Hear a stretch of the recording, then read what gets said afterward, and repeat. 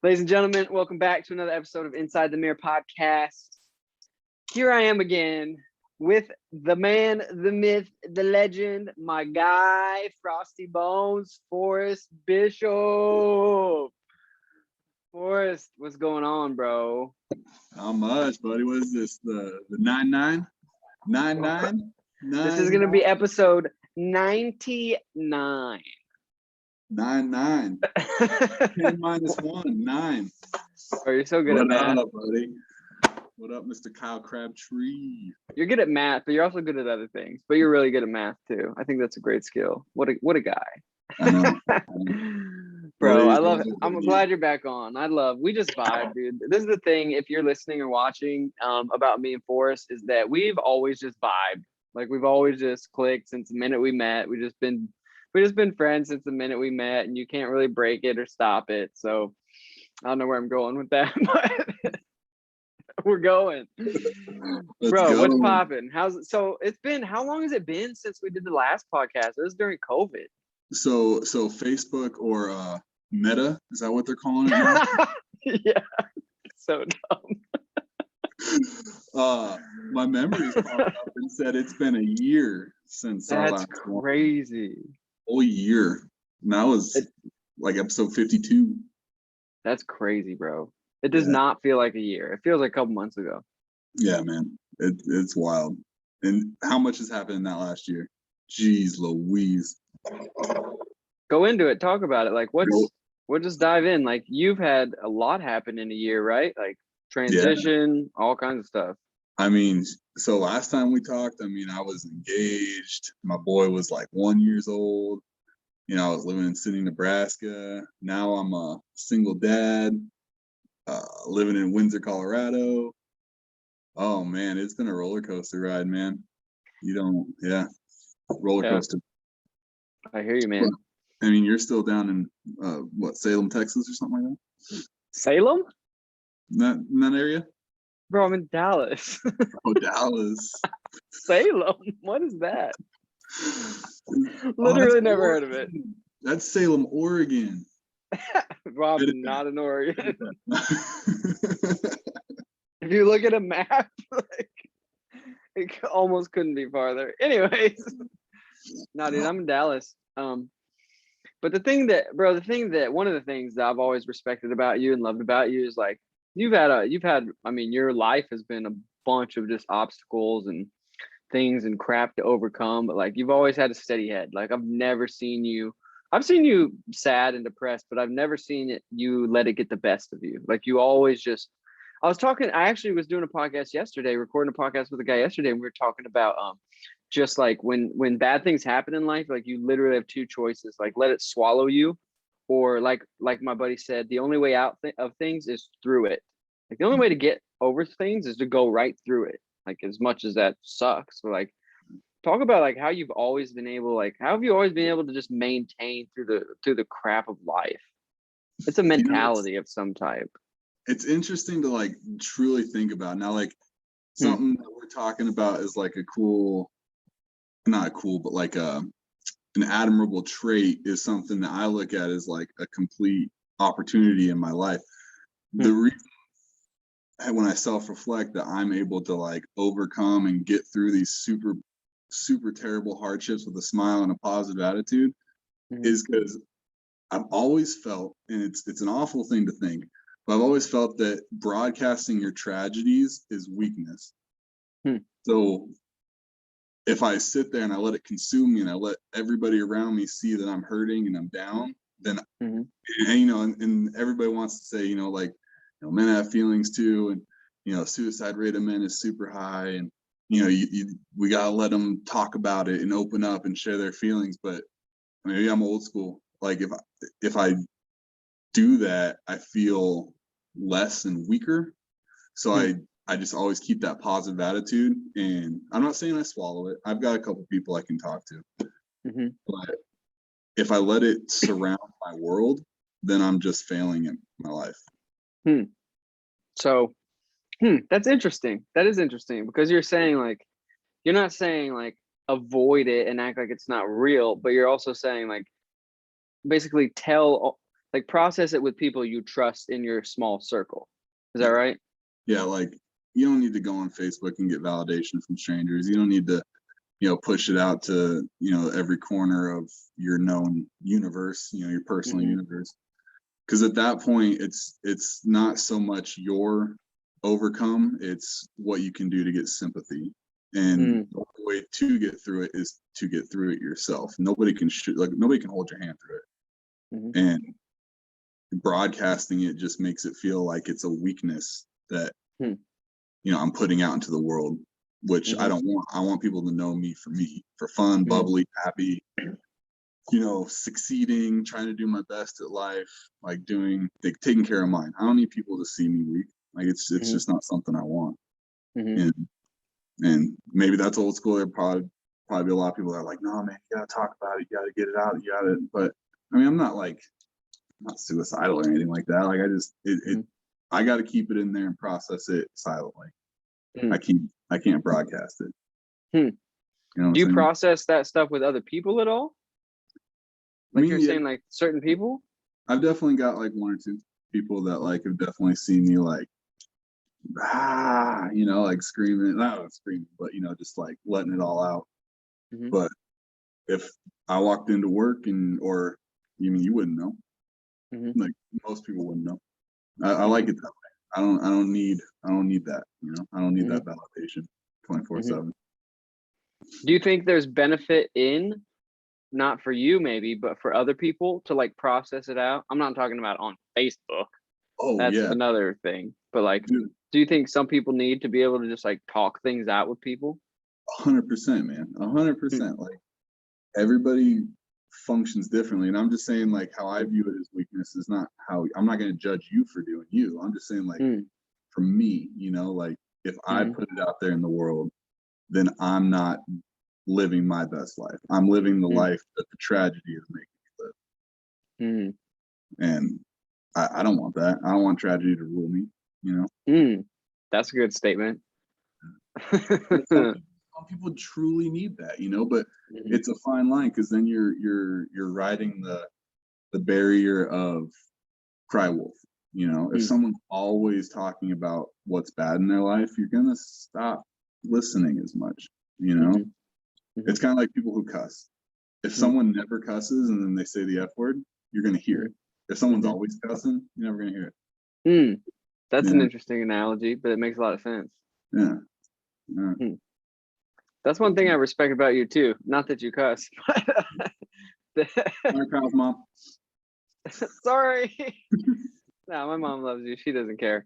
But just like you were saying, like for me, I don't need to process a whole lot with other people. I process internally, but I don't judge you if you need to process externally. But like a word that definitely encapsulates like who you are, and other people would say this too, is authenticity. Like I don't think anybody that's ever met Forrest has ever been like, man, that guy doesn't seem very authentic. He seems fake. Like, I don't think so. Do you think, I asked somebody this other day, do you think that has to do with like your upbringing at all? Just the way that you're just like super real and authentic to who you are? It could. It's without getting and putting every demon in my closet on blast right now. There's a couple. I mean, definitely like my upbringing was so, I don't want to say straight edge, but it was. And then I had a tragedy happen when I was like 17, typical parents split up.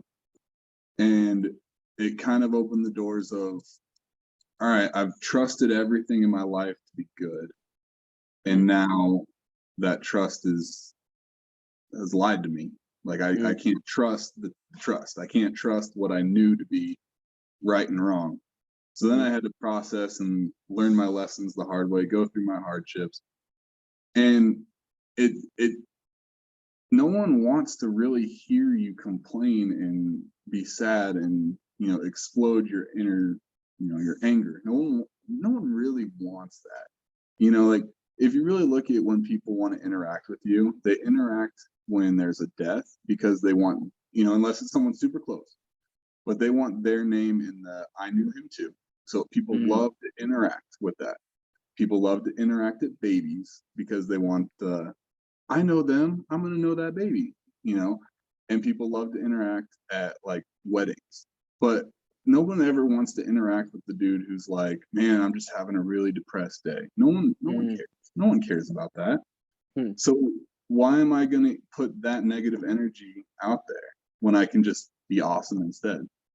You know, I can just live my life happy and let that turmoil just kind of sit there and work itself out through my day-to-day actions. If you're always, I've kind of adapted this. If you're always being awesome, there's no room for sadness. Do you think, but aren't there moments in life where like just sad things happen? Can you just, what do you do with those? I mean, it's hard. I'm a firm believer that everybody needs 3 hobbies. And I've very much adapted that because one, it keeps your mind busy and it keeps your emotions in check. But the 3 hobby rule is you want one that builds your health, one that builds your mind, and one that builds your wallet. And if you always have 3 hobbies rolling, there's really no time for that victimizing, you know? There's no time for that sitting back and woe is me, because you're always progressing yourself. And if you're always like, the best way to get over something, like you said, is to go through it. And the best way to go through it is to be progressive in your life.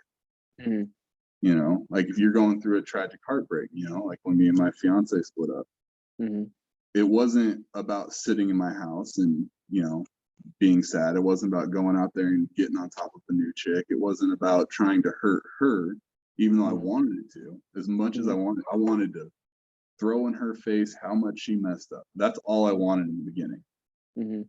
But the only way to truly get over it is just to develop yourself in your life and then look back and be like, well, that was me. This is me now. And I'm better. I'm a better person. I'm awesome. I'm doing my life the right way. And there's no room to look back and be sad on what that person did or did not miss out on, because I'm just focused on me. That's I like the 3. I like the rule of 3, the 3 hobbies. I like, for me, I haven't thought of it like that specifically, but like I have those things in place in my life. Like it's just like things that I've put in place in my life to like make sure I'm always moving forward. But like I think there's a lot of people out there that just like you're saying, like they just get so stuck in it's almost as if they become addicted to like the sadness and the depression and like the dark, the negative, and like that they can't even like, it's almost as if they start seeking it. You know what I mean? To be like, I have to stay in this. You know what I'm saying? It's that dopamine hit from that 1 or 2 people that come in and validate it. You know, it's me. What's the best way to word it? It's when you get that validation from someone that says, no, you're awesome, no, you're okay. I mean, maybe that's a deeper meaning. You know, maybe that person just genuinely doesn't have that kind of support in their life where they're, you know, they don't feel that way about themselves. So maybe that's why they trickle down, you know, because when they're sad, then they get it. When they're normal, they don't get it. You know, that, I mean, that there could be a deeper cause, but I think that's part of the reason, you know, is if you don't feel good about yourself, then you need others to validate you constantly. And the easiest way to get validation is through depression. And I'm not saying depression is in like all depression's fake. I'm saying depression is in when you're at your lowest and when you're feeling sad, and then you get that like someone caring about you. It's a good dopamine shot. That's interesting. It makes sense. The guy that was on the podcast I recorded last night, he said something interesting. He said, what did he say? How did he say it? He was like, dang, I don't remember how he said it perfectly, but like, he was saying that like depression, when you feel depression, it's fine. Like everyone feels depression, like in their life, points in life. But he's saying it's your body's sign almost, and your mind's sign, like you have to change something. It's like an internal alarm that's like, we're depressed, which means something has to change. And people are like, well, I'm depressed, and so like this is who I am. And it's like, no, like that's a sign you need to change something. Exactly. Like, I mean, one of the easiest ways to change your mental state is a healthier diet. Mm, 100%. Like if you're putting in foods that are meant to replenish and rebuild your body, that is part in your mind's part of your body. It's the hardest working, well, next to your heart. But being healthy, or changing. A lot of people get stuck where I don't have enough money. How am I going to advance myself? Like I can't just do that. I can't. And it's true. Like not everybody is meant to step up and move up in the company. Like there's bottom level associates for life. I mean, how many have we known that have, been a line cook and they're like 70? yeah, this is real. Who they are. And you can't fix everybody. I think that's the hard part that a lot of people don't understand is you just, there always is going to be that. There's always going to be unfixable things. There's always, I'm not going to translate this too hard, but there's always going to be homeless. There's always going to be unemployed. There's always going to be depressed. There's always going to be X, Y, and Z. But and some people love to define themselves as I help those people. That's what gets those people through, is the people that are like super empathetic and super caring and super, I'm going to fix what nobody wants to fix. Live your best life. I judge no man, no woman. But I can't exhaust that. I can't give that. I'm putting too much energy into making myself the best version of me to worry about the exterior factors that can bring me down. You know what I'm saying?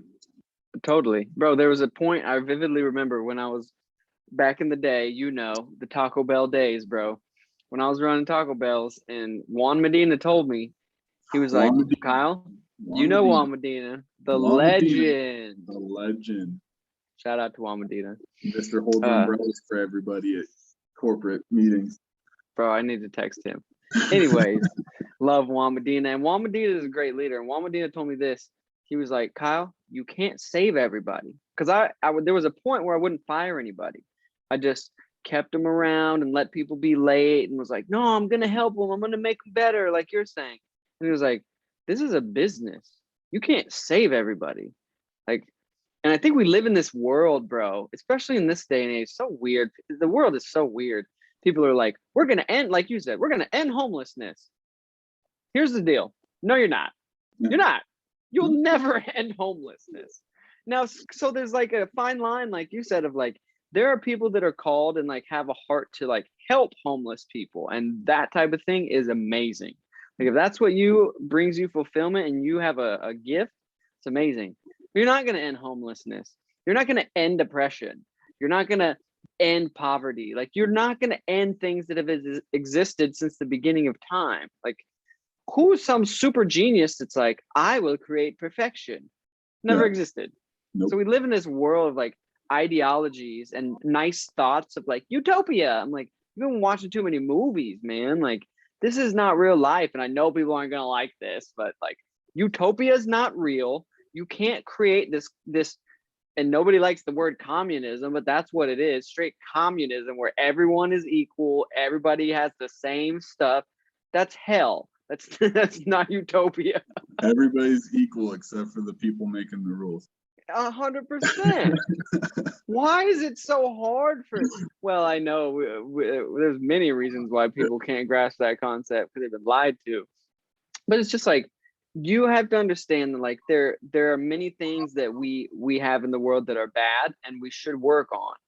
But the idea that like we're gonna end all the bad in the world and until like, we've ended all the bad, we're bad. Like that doesn't make any sense. Like if you like I'm passing the ball to you now. Like well, tying back into your Juan Medina. Shout out about running a business. I mean, you had a much bigger connection with him, but I just remember he was like the first upper manager to believe in what I was capable of. And I mean, he even took me out to dinner one time, bought me a beer just to kind of get to know me and get to know who like he was bringing up in the business. And I mean, that's a memory I'll take forever, because that was the most nervous beer I've ever drank in front of someone. Just like, am I trying to be drinking this beer in front of my district manager? I don't know.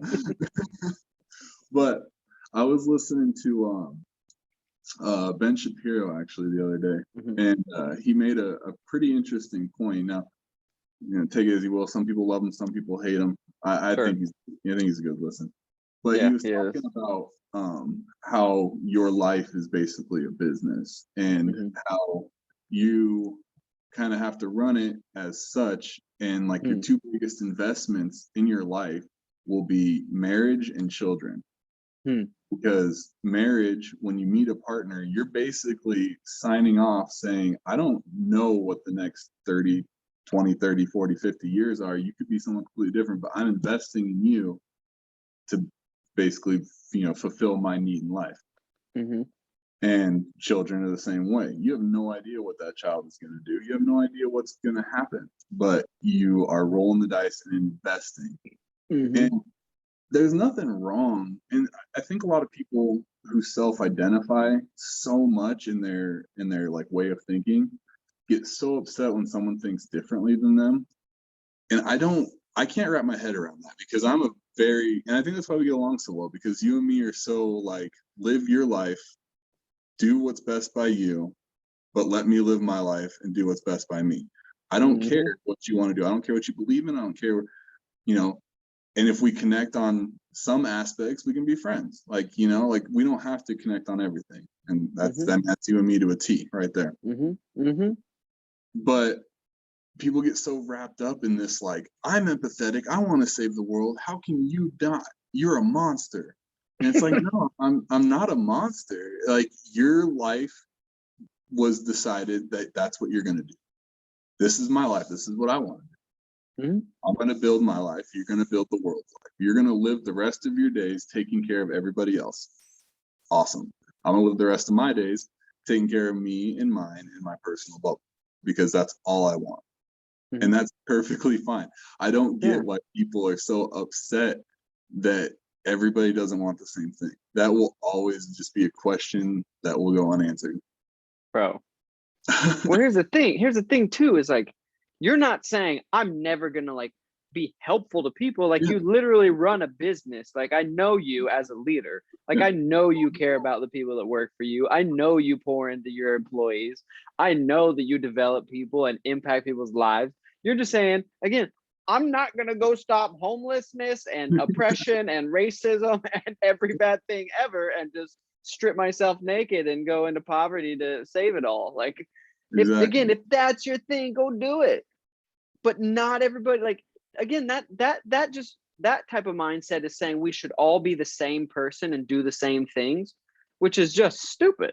Yeah. We're genetically all different. Like, you want to talk scientifically, none of us are exactly this. There's 7.7 billion unique genetic makeups. And to say that we should take all those unique genetic makeups and then think the same is just stupid and illogical. And sorry if you don't like that, but you're being illogical if you think that way. So where was that turning point at, though? Like, just let's freestyle something. Like, where was that turning point at where maybe it's always been there? So where was that turning point where we started recognizing that in the human race, where we started seeing that? Or maybe has it advanced with, the lockdowns and everything, and maybe the online presence? But has it always been that way, or is it just something that we've kind of grown up, got a little older, started seeing the world for what it was, and now we're like, wow, people are kind of crazy? What do you think? I mean, that's a tough one, man, because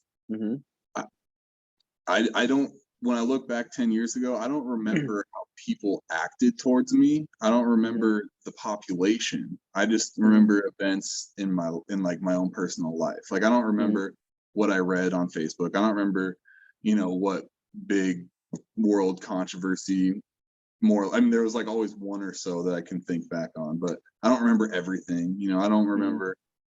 But now it feels like in 10 years, I'm going to remember how people are acting, how people are trying to cancel everything, how sensitive people are, and just like what the human race is trying to do. And I guess I say human race loosely. This could be something more just United States. I don't really know what's going on in the other countries, but it's just like where was that turning point at? You know, it you know, like that's all I see now is just how, you know, and I'll watch what I say more, which is already baffling. Like, you know, just knowing that there's so many trigger topics. Like I was at work and I was looking at Pearl Milling Company pancake mix, which was the old Aunt Jemima.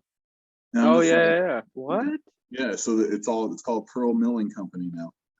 And I'm just like, this is crazy. Like, not good or bad, whatever you want to think. Like, I don't, you know, good or bad. If it, you know, maybe Aunt Jemima was like, man, we really want a name change, so we're just gonna use this. You know, who knows? I don't know. But just people are just, it's so on the forefront of everything. People are just so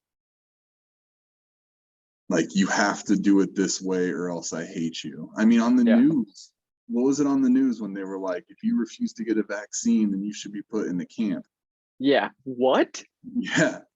Like, you should be put in the camp, you freaking psychopath. Like, this is what I think, bro. I think. Go ahead. Keep going. Oh, and what was I was reading something, and there was a celebrity that had just gotten canceled because the celebrity said, I know.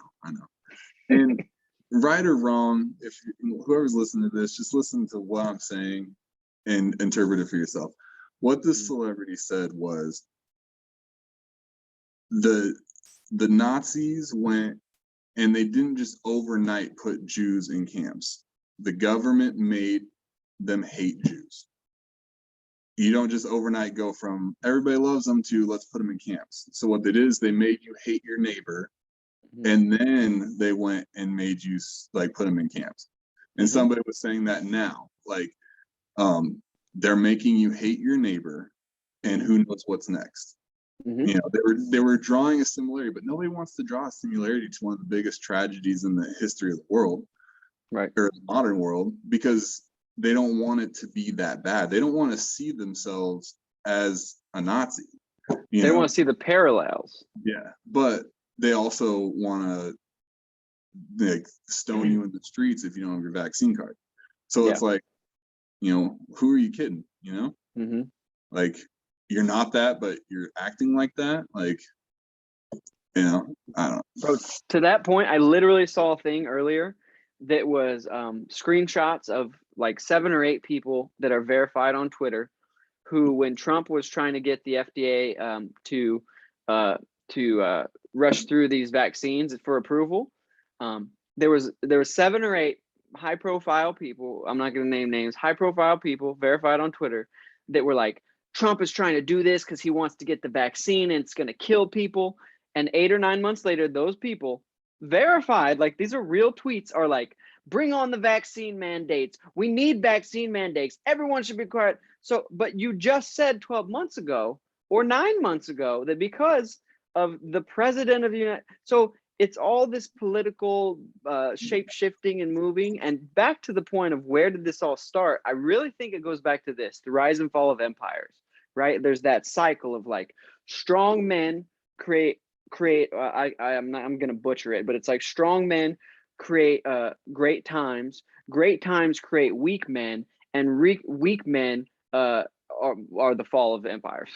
Right? Like, weak men create bad times. It's that it's so that's how it was. Yeah, strong men create good times create weak men, and weak men create bad times. And it's just that cycle of like, I think after World War II, and then we started becoming prosperous as a country, and things have gotten better and better. I mean, people don't want to realize it, but like, since the 40s and 50s, life in America has become progressively better and better, and we've gotten richer and richer, and more freedom and more bountiful resources and money, and like, we've just grown into this big spoiled brat. Because think about this, and I can speak on this because my father has spent years in impoverished nations. Like there was times where my dad saw the middle of Africa more than he saw me in a year. So people are like, I'm like, no. My dad spent time years in the middle of Africa where people don't have clothing and their ribs are sticking out, and they don't fight each other. They band together because they don't have nothing. Yeah. And those are strong people. We have everything, and therefore we can pick and cancel and go on Twitter and talk bad about each other and be like, you didn't get a vaccine. Or on the other side, like all the vaccine people are demonically oppressed, you know, like Yeah. from both sides. I'm not taking one stance. I think there's craziness from both extremes, but we only have that because we're spoiled brats. Because none of these people would last a week in the bush of Africa in the middle of Nigeria. Like, nobody would last a week. Nobody would last a week without their cell phone, man. Like, bro. like, but they puff their chest out as if they're like these strong warriors of morality. I'm like, if you had to walk 10 miles every day to get water, you'd die. Yeah. You can't be apart from your Twitter account. But you're the same person preaching from the pedestal about how bad people are because they don't want to do this, or this because you think it's right. And you don't realize like we are in the most spoiled country in the history of the world. Yeah. People don't want to draw those parallels. People don't want to see themselves as that. They want to, you know, they want everybody to conform to them, but they don't want to see what they're doing. It's the nation's getting weak, man. I mean, yeah, we have the #1 army, you know, most funding for an army, XYZ, but your day-to-day population, man, it's because they have us. They can say whatever they want because in the back of their mind, they know that they're free. They know that they have the freedom of speech to say whatever they want. And they also have this beautiful dream that no matter what happens, the government will save them.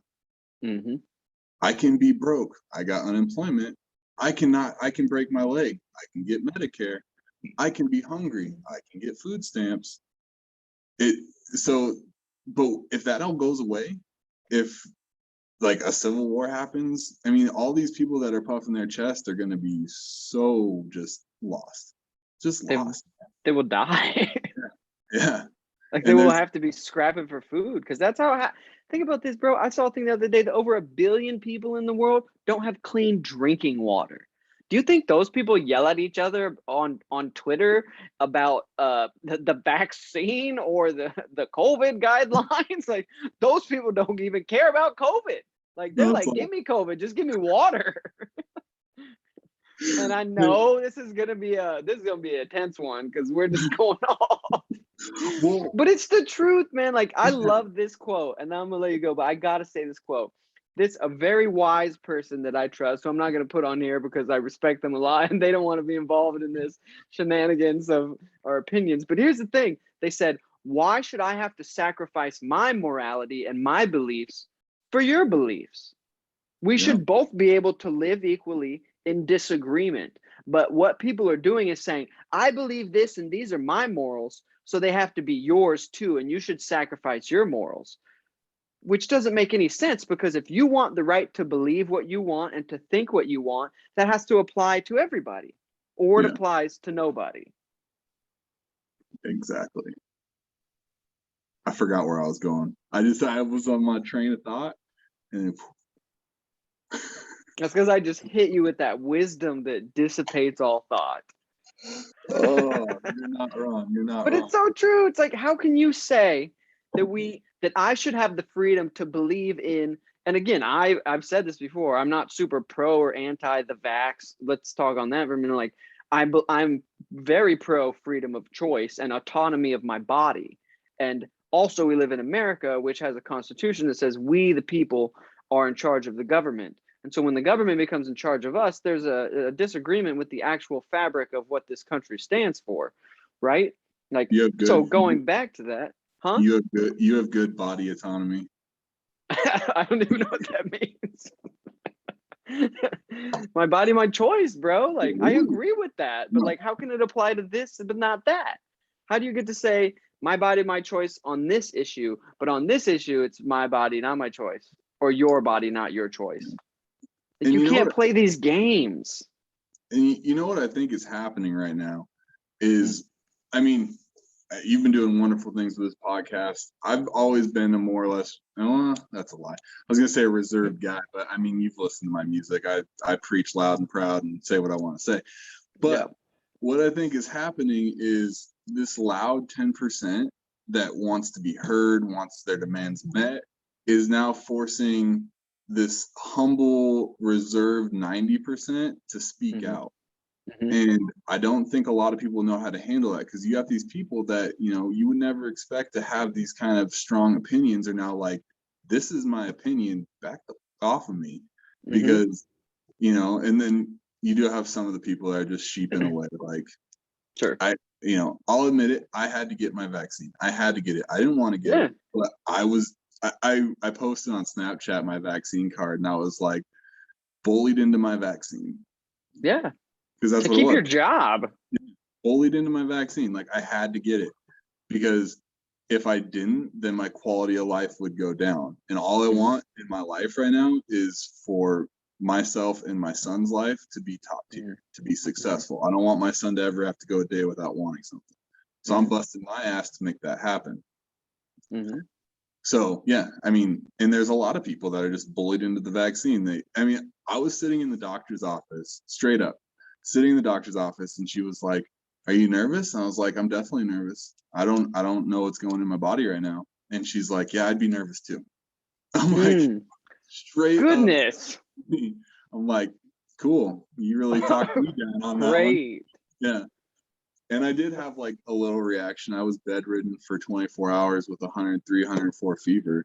Like, just because I had to get this. I'd been fine through the whole pandemic, you know, but I was bullied into something, and then I finally got symptoms. Like, thank you for that. Yeah.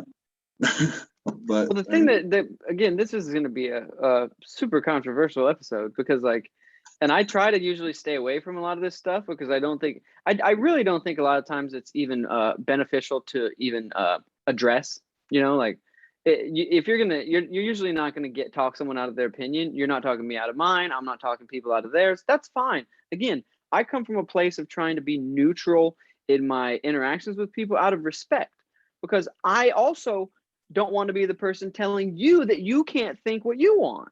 Like, if you believe that you should get the vaccine, or even anything outside of COVID, like just in life, if you believe in something that I don't believe in, like I'm a Christian and other people aren't Christians, they might think my faith is dumb. That's okay. I'm not going to tell you that you're stupid for not agreeing with me. You know what I'm saying? So I try to stay neutral, but at the same time, I've come to this point sometimes where I'm like, but I also am not just going to be silent and just be silenced because I'm not part of the popular, or like you said, the loud 10%. Like, here's the thing, like when it comes to like forcing people to do things, like, well, then the problem with it is, well, let's talk about the vaccine, right? Like, I don't think it's this diabolical plan to murder everyone through the vaccine. Like, we've had vaccines for a long time, right? But at the same time, like, there's not logic behind why everyone should get the vaccine. Like, there's not scientific logic. I try to remove emotion. If someone wants to really have a conversation, and go, let's have a conversation. Let's find data. Let's find science. Show me the testing. Show me the results. Again, we very clearly know that that children from the ages of, what is it, 0 to 12 or something, are almost not at risk to even having symptoms from COVID. Yet we're going to now require that vaccination, and that's where I'm like, okay, now we can't just stay silent. Like, that's stupid, and there's no logic, and there's no research and science behind it. So now I'm like, put the vaccine aside. At what point do they just keep telling us what to do? Not even COVID, not even vaccines. What's the next thing where the government has too much power? And when you put the power in the hands of a small group of people, they're not giving it back. No. That's where this all ends up. They're just gonna keep grabbing and grabbing and grabbing, man. Like, that's. And it's not, I gotta say this last thing. It's not a political statement. I'm not a Republican. I'm not a Democrat. I'm just an American, and I love everybody. I got the people that know me, and you know me. I got love for everybody. Yeah. I hate that I'm having to come out and say these things and make people upset, I don't want to make people upset, but I also don't want people to have a lower quality of life in the future because everybody just was quiet and was like, well, I guess I can't say anything. Well, At and some point, we have to be like, guys, think about it for a minute. Let's at least have a adult conversation. That's what we can't have anymore is adult conversations. that's, I mean, just look at what we're doing right now. You've said maybe 3 or 4 times already that this is a controversial episode, which is true, Mm-hmm. but we're putting a label, like a warning label, on a Mm-hmm. normal way of living. Mm-hmm. They have forced us to look at normalcy and be sorry for it, which is Mm-hmm.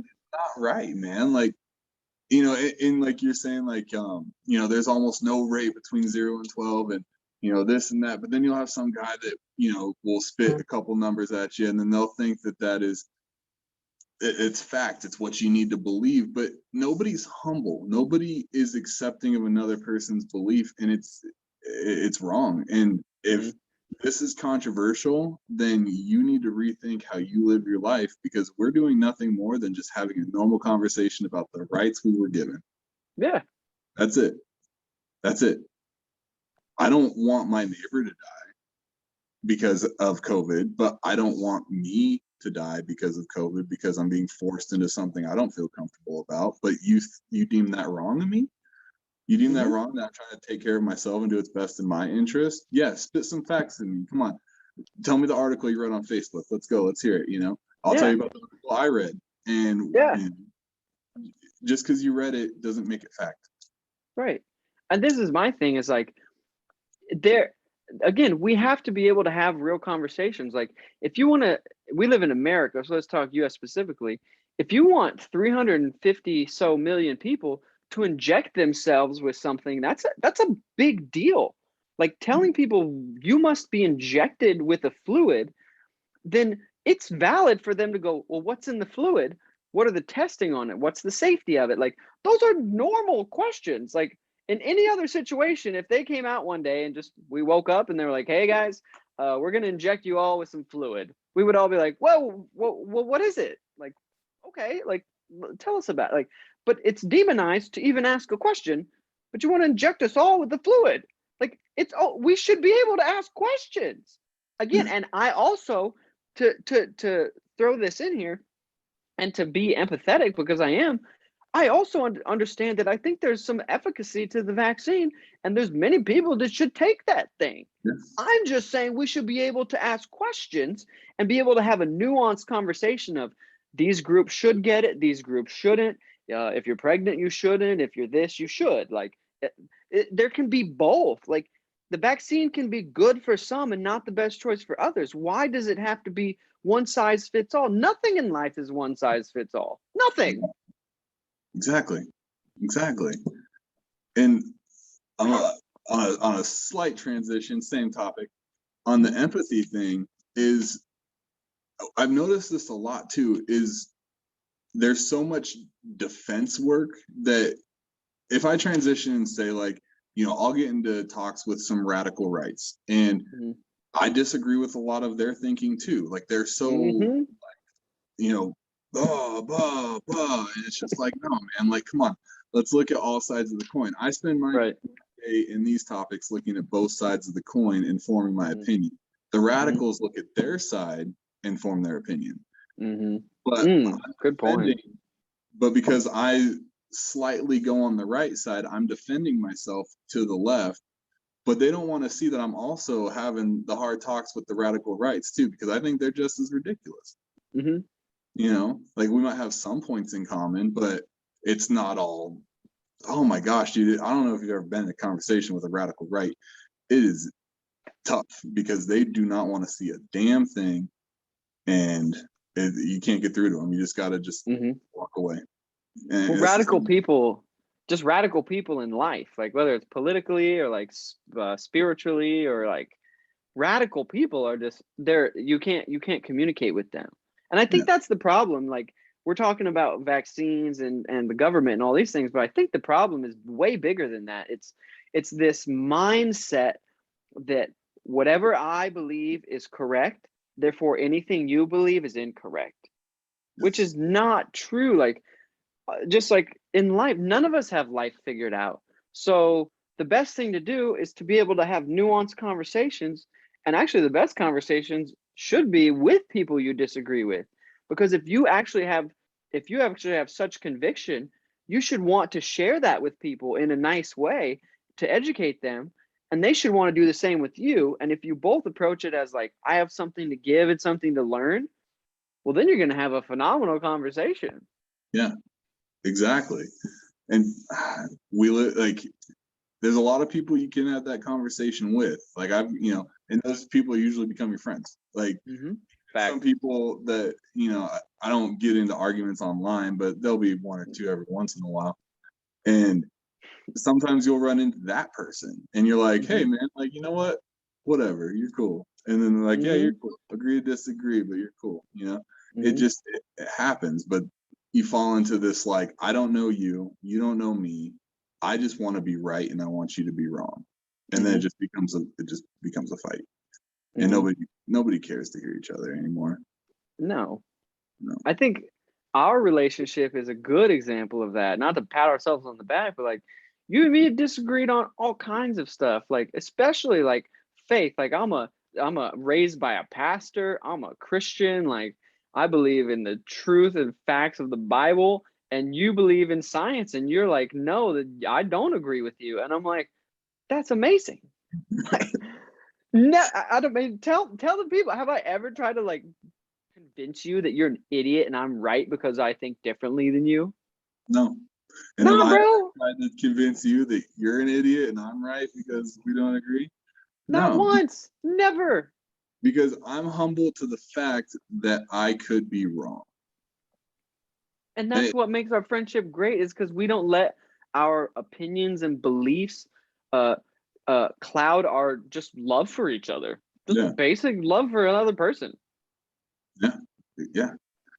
And I have been, I don't know, man. I've been, like I said, this last year has been very intense for me, and like a lot of, it's weird as a parent and going through this split up and this custody battle and not really being able to see my son as much as I want. Although now that's all worked out, I got my custody back. But Let's go. just going through all that, and just like when he sleeps, I just look at him and I'm just like, this is not the life I wanted for you. And it chokes me up, man. Like it really chokes me up. And I start thinking about like grander pictures and grander purposes. And, my whole life has been a test. Maybe I should start listening, and maybe I should start learning instead of just being ignorant and walking down the same path and doing the same things I've always been doing. And, honestly, that's why I reached out to your dad. And I haven't been able to convey that message to him yet, but like, I'm trying to look at life differently, and I'm trying to find that root. And that all stems from looking at my son and going, this is not the life I wanted for you. This is a test. Like I am being tested to the max right now. And it all just stems from my son. So I'm looking at things differently. Like maybe I'm starting to become a little bit more spiritual, because you can put science behind anything and find an answer for anything with science, but you can't find an answer for feelings. And I think that's kind of like where I'm transitioning lately. It's like, what is testing me and what do I need to listen to? So I've started to kind of spiritually adapt a little bit more. That's interesting, man. I think you and my dad would have a great conversation, like about having a kid and like some of that stuff. Cause like he's told me things about like when I was born and him just looking at me and being like, holy cow, like, and not being able to even fully put words to it. Like, I don't have any kids, so I don't understand it fully. Well, and there's this thing that it's called dad guilt, and it's I don't know if it's an old term or a new term. I just heard about it, but it's when you hit the end of the day, and that end of the day point where you just kind of sit on the couch and just breathe out, and it's like you stop for a second, and everything kind of hits you, all the thoughts, everything you've been thinking about, and I'll sit there when I have my son, and I'm like, was I too rough on him today? Did I not give him enough attention? Was I a good role model? Like, did I do what I need to do? Is he gonna resent me because I put him in timeout today? and you just like, you have all these like flood of things, and they just really choke you up. They get to you like in a way that most, like, a heartbreak is heartbreak. You sit there and you think about, why didn't she love me? Why didn't she want me? Why did she do this? Why are we broken up? Why couldn't we make things work? But this is like, did I do enough to give him success for tomorrow? And you think about it and you're like, did I? Did I really? Like, was I there? Did I teach him something new today? Did I play with him enough? Did I give him the attention he needs? Tomorrow, is he gonna, and they always do. And you go to sleep and you realize that, like, a day is a day. They're not gonna remember the moments. They're gonna remember, the big stuff. But that guilt's a real thing, man. And it's hard. It's hard. Especially, yeah, bro. You and my dad would have a great conversation just about fatherhood. I guarantee he can connect with what you just said, for real. Like, he's expressed, I don't want to share his mail, but like, he's expressed similar thoughts of like guilt and like, am I doing good? Did I do good? Like, yeah, you guys should definitely connect. It's definitely good to, like, and one of the main reasons why I love your family so much, and frankly, I don't know your sister very well, or your mom. I mean, I've met your mom a couple of times, but I've definitely talked to and connected more with your dad and your brother. But that cohesiveness that I think every parent wants in the end game, that they want, you spend the first 18 years being a parent, and then you spend the rest of your life being a friend. And I look at you guys, and you guys all like are welcoming to each other. You guys are all, want to see each other's success. You guys seem like, I mean, of course you're dad and son and brother, but like, you guys all seem like you're like a friendship almost, Totally. And that's, I mean, I think that's what every parent wants in the back end of their life. So it's really awesome to see you guys do that all the time. Thanks, man. That's definitely credit to my pops. Like, I credit most things to my parents, like, because I think about it and I'm super grateful, because like, I know that if I was raised in a different situation, the outcomes would be totally different. Yeah. You know what I'm saying? Like, if your son was raised in a different situation, his outcomes would be totally different. But someday he's going to be able to give credit to you because you raised him in a good environment, a good situation. You loved him. Like, I'm not a dad, so like, I'm talking out of my butt here. But, but like, really, from like growing up with good parents that love me and like raise me well, and like the same things you're doing with your son, like, your kids are a product of you. Like, they still have free will to make their own choices, but like, you give them the foundation of like right and wrong, and you set them on the path of like, these are the things that will bring you a good life. Yeah, and they may bounce around like me and go wild and be snort cocaine on the desk, and like, this is be real, just be wild, bro, or like carry guns all over the place and just act like a hard guy. But like, at the end of the day, you come back to the truth because you know it. And I mean, you gotta, everything we've done in our past, man. I mean, look at us now. Yeah. So how can we really be victim to our past when our past is what brought us here? 100%. There's nothing I look at in my past and I'm like, there's things I'm like, man, if I would have just, knuckled down and done this different, maybe I'd be here. Yeah, I have those thoughts. I think everybody has those thoughts. Sure. But I mean, where I'm at now, successful, happy, like, I've got a great son, good job, like, healthy bank account. Like, I'm doing good. And if I went back to my 21-year-old self and was like, you're going to be doing good at 31, bro, he'd be like, nah, man, we're going to be fucking rap stars. Same. Like, we're not. But all that bad stuff, man, it was just an experience. And I think some people develop themselves out of fear of the unknown, and some people develop themselves out of doing it and realizing it was bad. And I think we did, and realized it was bad. Oh, 100%. But you have to like experience in life to learn, like, I'm not saying everybody should go out and do cocaine, like try to be rappers like us, but like, well, not try, like, we did the thing, man. Like, we did the thing for sure, and it was a good time, like a lot of good memories. But like, yeah, you have to go taste in life and like be wise, but like you have to taste in life. Like experiences shape you, good and bad. Yeah. And that's something like I said from the beginning, like I respect about you is like you've never let like the good or the bad get you too high or too low. Like you've always been able to keep life in check and be like, you know what, good is good, but like I'm not gonna let it take me to the moon, and bad is not gonna take me to hell. Like Yeah, everything in balance, right? exactly. And yeah, I mean, if you just break it all down and like really analyze it, it doesn't seem like it's hard, but it really is. Like we talk about like going, I'll just bring it back up again, going through this custody, losing my fiance. I was at a point where I was like, this is going to be the rest of my life. I'm going to spend the rest of my life with this woman. I'm going to raise a big family. My son is going to grow up. We're going to live in Sydney, Nebraska. We're going to, and then boom, all of it came crashing down. My entire routine, my entire lifestyle, every road that I built in my head that I wanted to get across just disappeared. And it would have been really easy to just spiral down. It would have been the Yep. easiest thing in my life to just let it kill me. But it, going through it and just keeping that level of happiness and portraying awesome, man. Like if you just That's really good. portraying awesome, and you just check it, you just put it in check, and you just say, and be honest. Like today's a bad day. I'm gonna have a bad day today. Tomorrow won't be.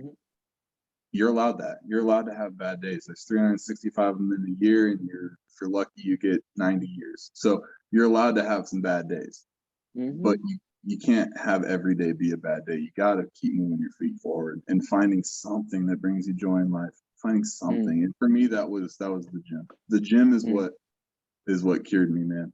If I didn't have the gym and the friends I made at the gym and losing weight and getting that confidence back in myself, I didn't do it for her. I did it for myself because I wanted to look at myself and be happy.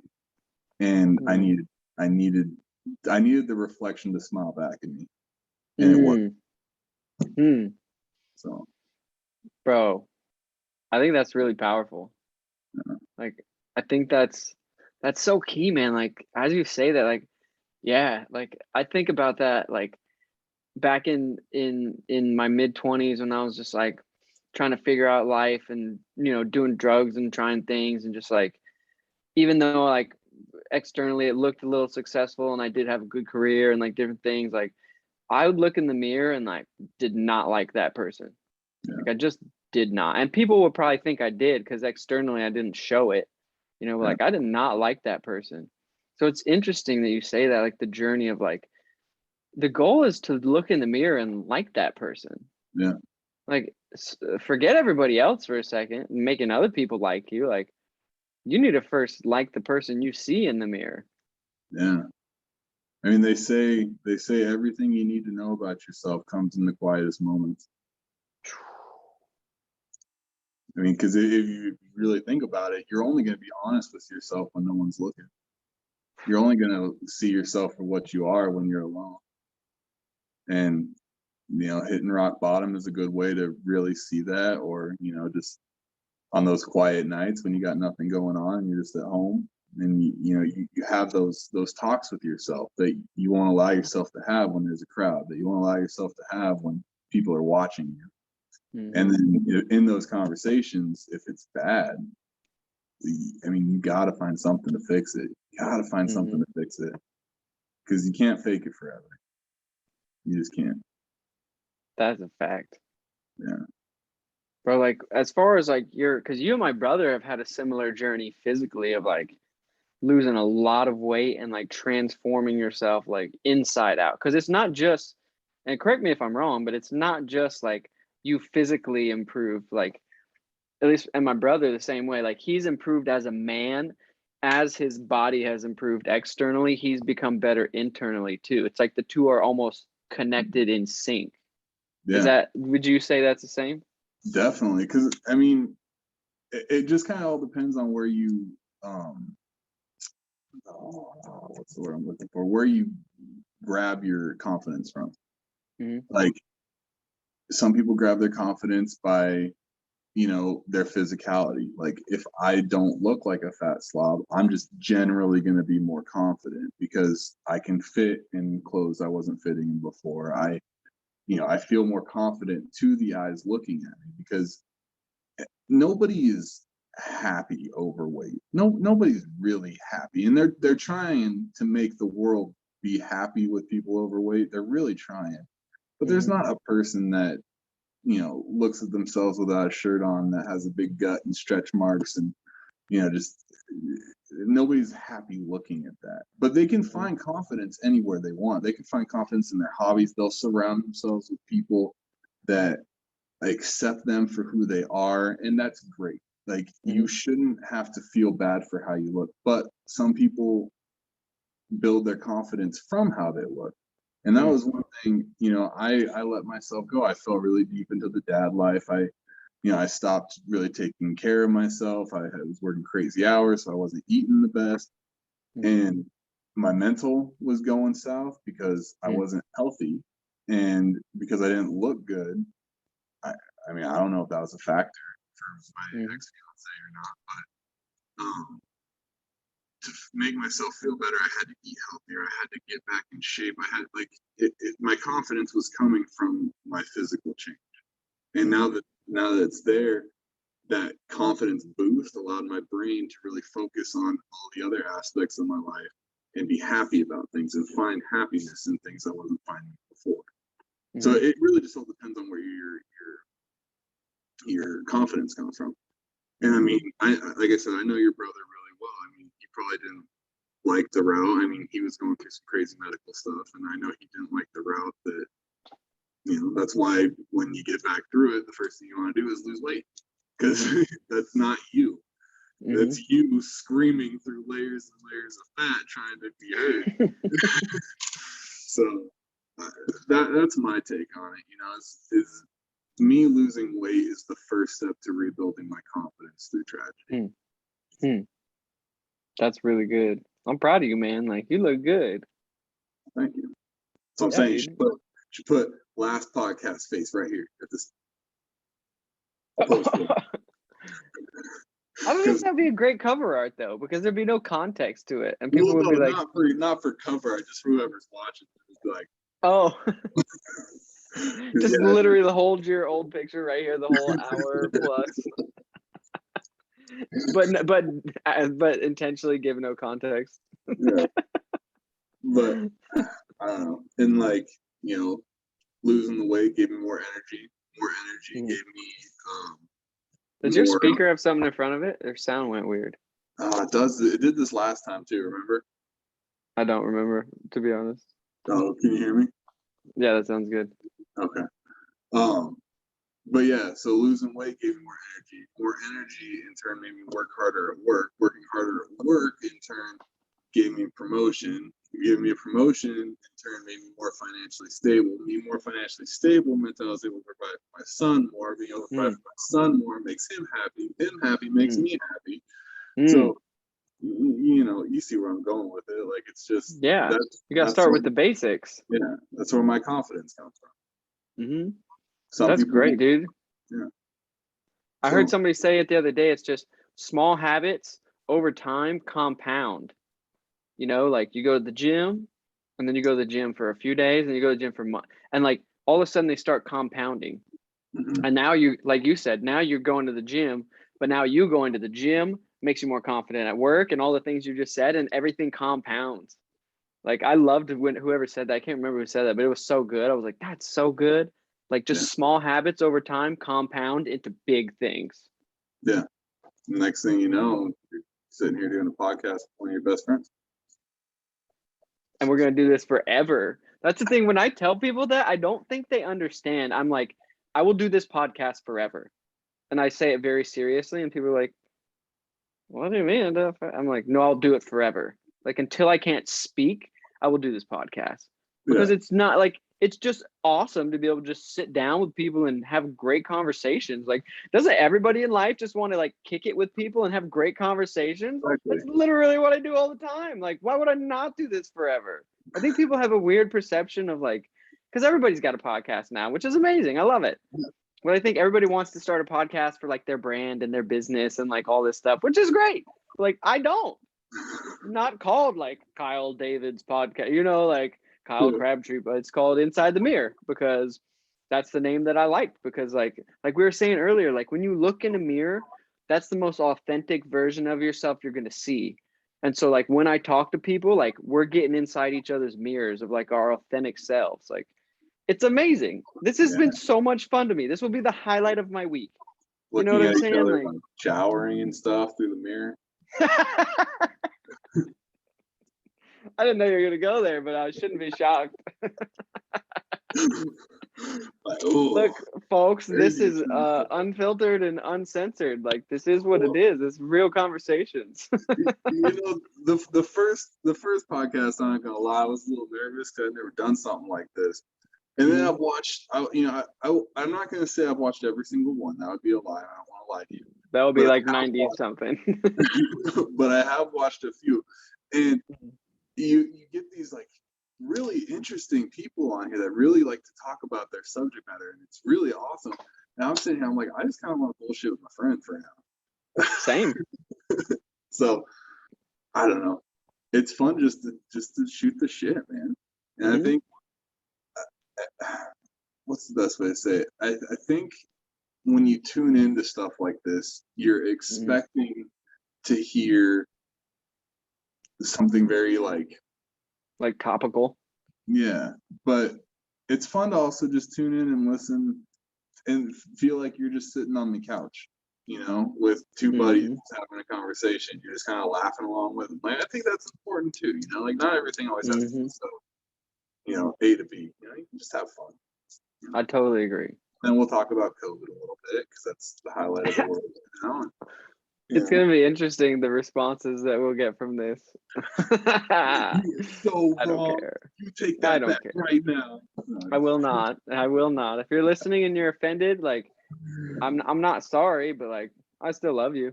So I'll just plug that in there. Just don't be offended by normalcy. Be offended if I'm being racist. Be offended if I'm pointing my finger at someone and trying to degrade them. I'm not. We're not. We're just we're having real conversations. Defending normal. Yeah, dude. Yo, man, do you want to, before we go, do you have any final words of inspiration, thoughts, or not inspiration? You're like, this is just the last thing I want to say. Like, so I've got a PG. So I've been creating my own dad jokes, and let's go. So I've got a PG one and I've got an R-rated one, and I'm gonna put them both on blast right now. And I 100% off the mental with these. All right. What is an Australian's favorite creamer? An Australian's favorite creamer. I have no idea. Coffee, mate. No, let's go. Bro, now that I'm old, I love that. Like stuff like that is funny, dude. It's so wild how like when you get older, dad jokes are funny.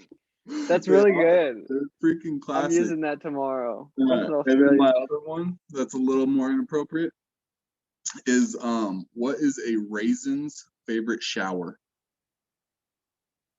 I feel like I'm not going to be able to laugh at this either. I'm already laughing. A raisin's favorite shower. Oh man, I want to have an answer, but I have no answer. Golden. Oh, a golden shower. I'm gonna laugh softly. A golden raisin. See how softly, I'm softly laughing. Yeah. So that's what I've been doing. That's one of my hobbies. That's the one for my mental. I create. Bro, I love it. Do you write them down? The ones I create, they just stay up there forever. Bro, what about like writing them down and putting them together and someday like publishing a little like dad joke book? That'd be pretty funny, actually. Like a tweet page. Or like a digital download of like your little dad book. Yeah. I don't know, man. Like there's just like a picture of another raisin, like peeing on another raisin with a joke in front of it. I mean, bro, there's a market for that. There truly is. With the internet, there's a niche and a market for everything. Oh, you're not wrong.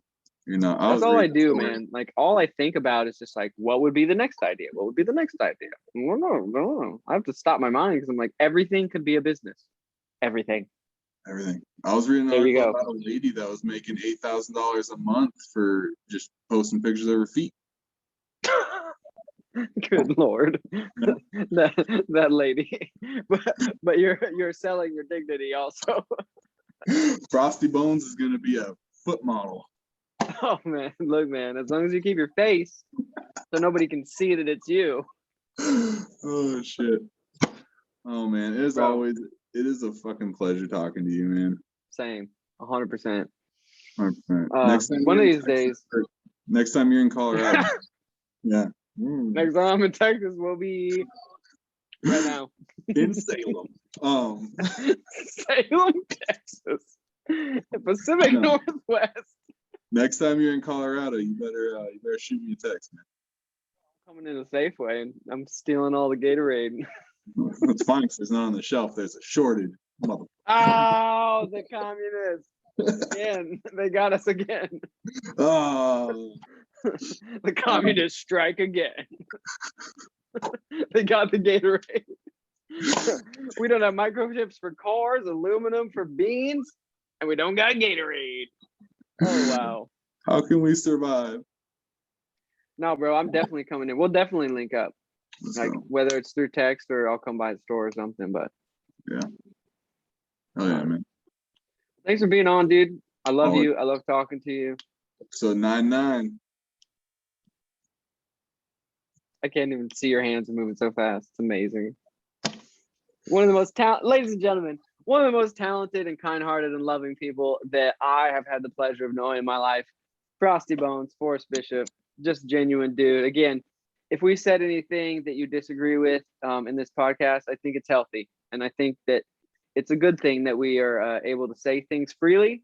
And I would like to say this on Veterans Day today. I'm grateful for the ability for me and Forrest to say whatever the heck we want. And I'm grateful for you to be able to say whatever the heck you want, even if you disagree with us, because that's freedom and that's awesome. And most people in the world don't have that. So we're going to end with that. Freedom is amazing. Freedom isn't free. And we're very blessed to live in a country that promotes freedom still. Exactly. Don't forget how free you are. 100%. I'm going to say this last one thing that there's always one more thing from one of the wisest men that I know. He said this. What was the quote? Dang it. I always butcher the quotes. He said, this will always be the land of the free as long as it stays the home of the brave. And I thought that was really good.